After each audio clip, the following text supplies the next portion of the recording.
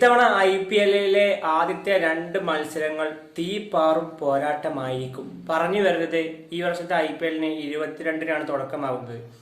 ആദ്യ മത്സരം Kolkata night Riders ആവട്ടെ ബാംഗ്ലൂരിനെ നേരിടും. അത് കൊൽക്കത്തയിലെ ഈഡൻ ഗാർഡൻസ് സ്റ്റേഡിയത്തിൽ വെച്ചാണ് ഈ ഒരു മത്സരം. നിലവിലെ ചാമ്പ്യന്മാരാണ് കൊൽക്കത്ത. കൊൽക്കത്തയെ അജിങ്ക്യ രഹാനെ നയിക്കാൻ പോകുമ്പോൾ RCB-യെ രജത് പട്ടിദാർ ആയിരിക്കും നയിക്കാൻ പോകുന്നത്. IPL-ൽ ഇതിനു മുമ്പ് ഇരു ടീമുകളും ഏറ്റുമുട്ടിയ സമയത്തെല്ലാം വളരെ ആവേശകരമായിട്ടുള്ളൊരു മത്സരം നമുക്ക് കാണാൻ സാധിച്ചിട്ടുണ്ട്. അതുകൊണ്ട് തന്നെ വ്യൂവർഷിപ്പിന്റെ കാര്യത്തിലായിക്കോട്ടെ വളരെ മികച്ച രീതിയിൽ പോകാൻ സാധ്യതയുള്ള ഒരു മത്സരം തന്നെയാണ്. എന്നാൽ IPL-ലെ രണ്ടാമത്തെ മത്സരം ആവട്ടെ അടുത്ത ദിവസം മാർച്ച് 23-ന് രാജസ്ഥാൻ റോയൽസ് ഹൈദരാബാദിനെ നേരിടും.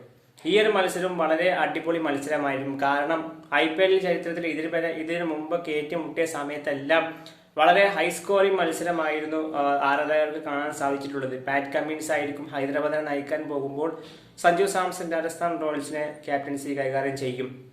കഴിഞ്ഞ വർഷം ക്വാളിഫയർ 2-ൽ രാജസ്ഥാനും അതുപോലെ ഹൈദരാബാദും ഏറ്റുമുട്ടി ഹൈദരാബാദ് പരാജയപ്പെടുത്തുകയായിരുന്നു. രാജസ്ഥാനെ പരാജയപ്പെടുത്തി അവർ ഫൈനലിലേക്ക് പോവുകയായിരുന്നു. എന്നാൽ ഫൈനലിൽ ഹൈദരാബാദ് ആവട്ടെ കൊൽക്കത്തയോട് പരാജയപ്പെടുകയായിരുന്നു.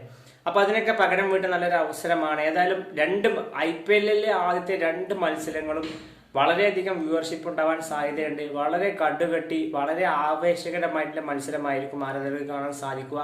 എടുത്തു പറയേണ്ട 2 ഗ്രൗണ്ടും ഹൈദരാബാദിലെ രാജീവ് ഗാന്ധി സ്റ്റേഡിയം ആവട്ടെ അതുപോലെ ഈഡൻ ഗാർഡൻസ് സ്റ്റേഡിയം ആവട്ടെ ഈ 2 ഗ്രൗണ്ടും റൺ സ്കോറിങ് കൂടുതൽ നടക്കുന്ന ഗ്രൗണ്ട് തന്നെ. അതുകൊണ്ട് തന്നെ വളരെ ആവേശകരമായിട്ടുള്ള ഒരു മത്സരം നമുക്ക് കാണാൻ സാധിക്കും.